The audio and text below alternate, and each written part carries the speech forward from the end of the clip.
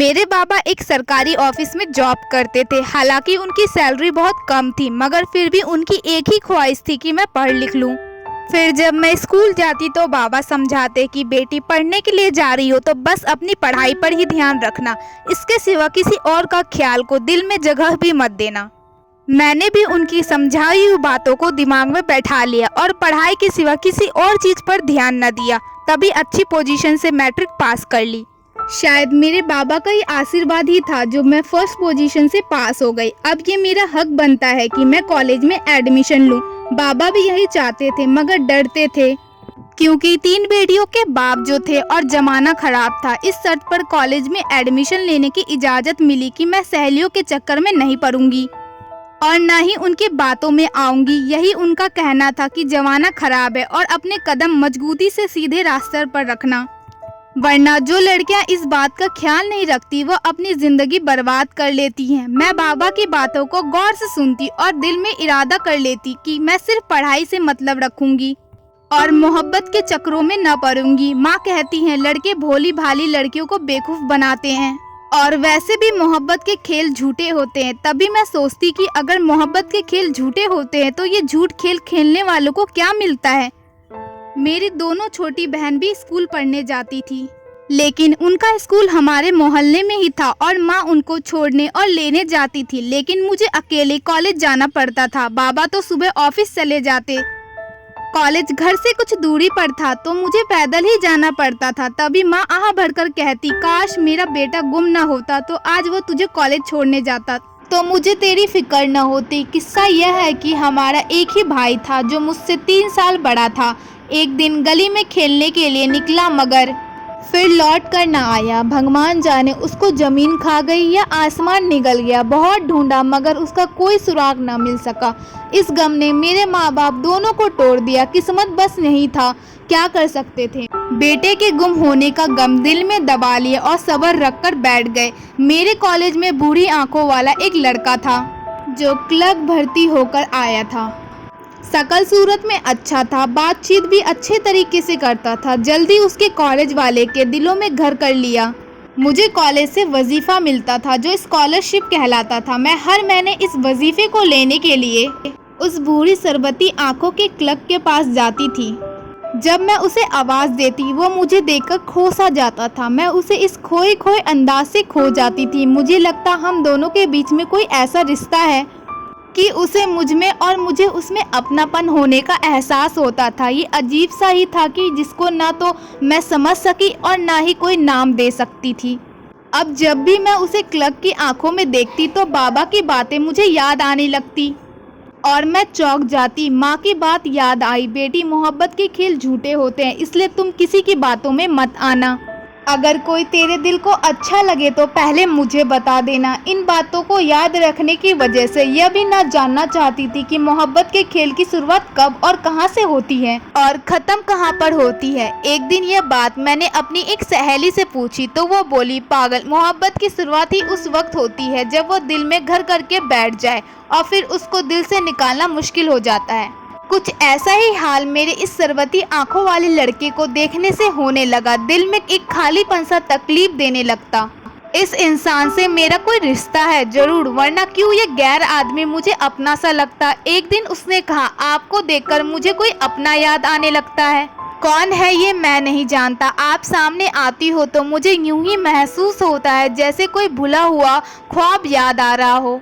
भगवान जाने ऐसा क्यों होता है। मैं हर वक्त आपके बारे में सोचता रहता हूँ। क्या आप मुझे अपने घर ले चलोगी और अपनी मम्मी पापा से मुझे मिलवाओगी? आपको तो मैं घर नहीं ले जा सकती क्योंकि इस बात पर बाबा मुझे कॉलेज ही नहीं आने देंगे। हाँ, अपनी माँ को हमारे घर भेज दीजिए तो शायद आपका मसला हल हो जाए। वह आपका घर नहीं आ सकती क्योंकि बीमार रहती है। जिस दिन उसने ये बात कही उसके बाद मैं खोई खोई सी रहने लगी। माँ ने भाप लिया, पूछा, क्या बात है? जरा कुछ दिनों से तुमको देख रही हूँ कि तुम्हारा ध्यान कहीं और होता है। क्या परेशानी है, तुम मुझको बता दो। मैंने कहा, माँ, हमारे कॉलेज में एक क्लर्क है जो मुझे बहुत अच्छा लगता है। उसमें मुझे अपनापन सा महसूस होता है और वो भी यही बात कहता है। मुझे लगता है तुम्हारा मेरा कोई ऐसा रिश्ता है जो तुमको देखकर मैं खुद को भूल जाता हूँ। माँ वो हमारे घर आना चाहता है और आपसे मिलना चाहता है। मैं ये बात कह ही रही थी कि बाबा आ गए और उन्होंने मेरी सारी बातें सुन ली। बस वो तो बिगड़ गए और बहुत गुस्सा करने लगे, जबकि मैंने तुमको समझाया था कि कॉलेज जा रही हो तो सिर्फ पढ़ाई से ध्यान लगाना और किसी पर ध्यान न देना। मैंने बहुत कहा बाबा मेरा ध्यान सिर्फ पढ़ाई की तरफ ही है, मगर एक बात जो परेशान कर रही थी मैंने माँ से कह दी। यह बात सिर्फ महसूस करने की हद तक है, मगर उन्होंने कब मेरी बात सुनी थी। सुबह फैसला सुना दिया कि जमाना खराब है और इसके दिमाग में खल पड़ रहा है। बस आज के बाद ये कॉलेज नहीं जाएगी। अब तुम्हारी पढ़ाई बंद। साथ में मेरी दोनों छोटी बहनों को भी स्कूल जाने से रोक दिया। यह एक बड़ा नुकसान था जो मेरे हाथों खुद हो गया। न ये बात माँ से कहती, ना ही ये दिन देखना पड़ता। 15 दिन गुजर गए और मैं कॉलेज ना गई। माँ भी मेरी वजह से बहुत परेशान थी, क्योंकि मैं ही नहीं, मेरी दोनों बहन भी पढ़ाई से रह गई थी। एक दिन दरवाजे पर घंटी बजी। माँ ने दरवाज़ा खोला। सामने वही सरबती आंखों वाला लड़का खड़ा था। माँ ने पूछा कौन हो और किससे मिलने आए हो? मैं कॉलेज का क्लर्क हूँ और नेहा से बात करने आया हूँ। क्या बात करने आए हो मुझे बता दो, मैं उसकी माँ हूँ। नेहा का वजीफा आया हुआ है, वह लेने नहीं आई। सब ठीक तो है? यही मालूम करने आया था। बड़े आए तबीयत मालूम करने वाले। तुम होते कौन हो तबीयत मालूम करने वाले? मैं जानती हूँ तुम्हारे जैसे को, बहाने से घर तक आ गए। जानते हो कि तुम्हारी वजह से नेहा को ही नहीं, उनके बाबा ने मेरी दूसरी 2 छोटी लड़कियों को भी स्कूल से हटा लिया है। माँ ने गुस्से से उसे डांटा। मैंने ऐसा क्या किया है? वह हैरान होकर बोला। मैंने जो क्लर्क को सामने देखा तो माँ से रिक्वेस्ट करने लगी, उनको मत डांटो, ये मेरे भले के लिए आए हैं। अगर मैं वजीफे वाले फॉर्म पर सिग्नेचर नहीं करूँगी तो मेरा वजीफा बंद हो जाएगा। हर महीने उस फॉर्म पर सिग्नेचर करने होते हैं।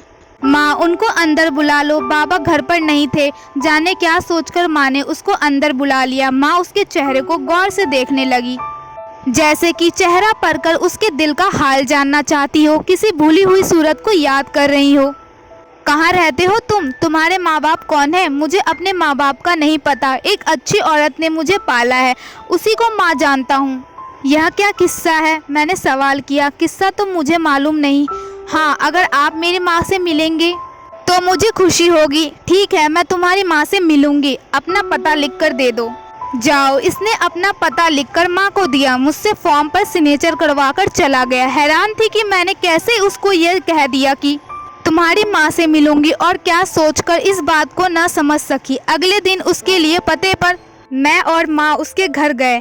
उसकी माँ सच में ही बीमार थी और बिस्तर पर लेटी हुई थी। कमजोरी की वजह से उठने बैठने में मजबूर थी। जब माँ ने उससे उसके बेटे के बारे में पूछा तो उसने बताया, मेरे पति एक दिन एक लड़के को भिखारियों के अड्डे से खरीद कर लाए। उस वक्त ये मुश्किल से 4 साल का होगा। वह कहते थे कि ये बच्चा उनको कहीं रोते हुए मिला था। उसके माँ बाप का अता पता नहीं था, तो उन्होंने उसको अपने पास रख लिया। गरीबी की वजह से पालने में मजबूर थे, तो उसको किसी खुशहाल जोड़े को बेच देना चाहते थे। तभी मेरे पति ने इसे खरीद लिया और फिर आसपास के सभी पुलिस थानों से पता किया, मगर बच्चे के माँ बाप का सुराग न मिल सका। हमारी कोई औलाद न थी, तो हमने ही इसको अपना बेटा बना लिया और इसका नाम राज रख दिया। राज की माँ ने बताया कि मेरे पति की मृत्यु हो चुकी है और राज से बहुत मोहब्बत और प्यार करते थे। मेरे पास उस वक्त की तस्वीर भी है। जब ये हमारे घर आया था, हमने ये तस्वीर अखबारों में भी दी थी, मगर किसी ने इसके बारे में पता नहीं किया। उसके वह कपड़े भी हमने उससे ले लिए थे जो उस वक्त उसने पहना हुआ था। जब यह उसको मिला था, वो कपड़ा मैंने संभाल कर रखे हुए हैं। यह सुन के माँ का दिल जोर जोर से धड़कने लगा। मैं भी परेशान हो गई। दिल से प्रार्थना निकली, ऊपर वाला करे माँ उन कपड़ों को पहचान ले। भगवान करे ये मेरा खोया हुआ भाई अर्जुन ही हो और मेरी माँ के दिल को सुकून मिल जाए। मगर दिल का कहना था कि जरूरी नहीं है, मेरी माँ का खोया हुआ अर्जुन ही इस दुनिया में हजारों बच्चे खो जाते हैं और फिर कब अपने माँ बाप को मिल पाते हैं। ये तो बस एक अनहोनी सी बात थी। जब उस औरत ने वह कपड़ा और राज के बचपन की तस्वीर माँ को दिखाई तो वह कपड़े को आंखों से लगाकर रोने लगी। माँ ने तस्वीर को गौर से देखा तो बोली, हाँ यही है मेरा अर्जुन जो बचपन में खो गया था। राज मेरा बिछड़ा हुआ भाई अर्जुन था। सोचने लगी, ऊपर वाले का शुक्रिया मेरे बाबा की बातों को ना भुलाया था, वरना शायद मुझ पर बिजली गिर पड़ती। मैंने सही रास्ते पर मजबूरी से कदम जमाए रखे थे।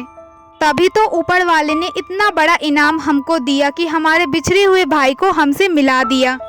यह खुशी तो हमारी किस्मत का इनाम था, हमको मिल गई। माँ भाई को गला लगाकर बहुत देर तक रोती रही, फिर बोली, बेटा हमारे साथ चलो। जब हम घर पहुँचे तो बाबा घर पर थे। लड़के को साथ देखा तो गुस्से से आग बबूला हो गए। जब हमने उनको राज भाई की बचपन की तस्वीर और कपड़े दिखाए तो बाबा ने अर्जुन को गले से लगाया और ऊपर वाले को धन्यवाद करने लगे। ऊपर वाले ने हम तीनों बहनों को एक इनाम दिया। फिर से हम तीनों बहनें पढ़ने के लिए जाने लगे। अब जब मैं कॉलेज जाती तो बेफिक्र होकर चलती थी, क्योंकि मेरे भाई मेरे साथ होता था, जो मुझे कॉलेज से साथ लेकर जाता फिर साथ लेकर आता।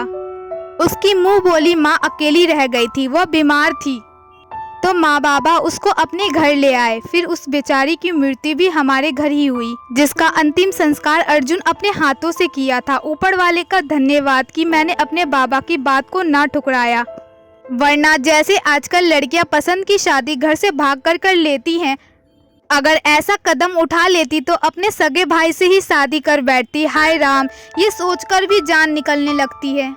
आखिर ऊपर वाले ने ऐसा होने नहीं दिया था, क्योंकि हमारे माँ बाप ने हमारी परवरिश ऐसे की थी। अब हम भी हंसी खुशी जिंदगी गुजार रहे थे। बाबा को भी भाई की सूरत से सहारा मिल गया और हमारे घर की हालत बहुत अच्छे हो गए। अब हमने अपने भाई की शादी करा दी और अपनी भाभी के साथ बहनों की तरह रहते हैं।